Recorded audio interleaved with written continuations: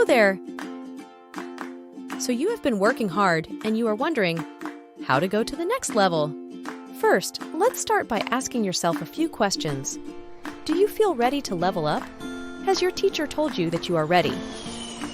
Do you have your teacher's assessments? Do you feel prepared to take your level test? If the answer is yes to all, what do you do next? First, you have to log into your Hansa portal. To check your grades, go to the tab Documents, and then click on Transcript. Here, you will see your class grades and comments from your teachers.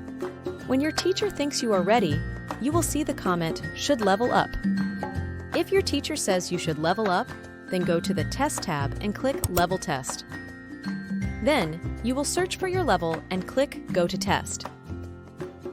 Click on Start Test and try to answer as many questions as you can.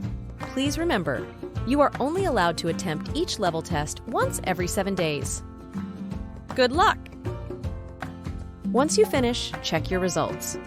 You will need to score 70% or higher to level up. If you score less than 70%, keep studying and don't give up. You got this!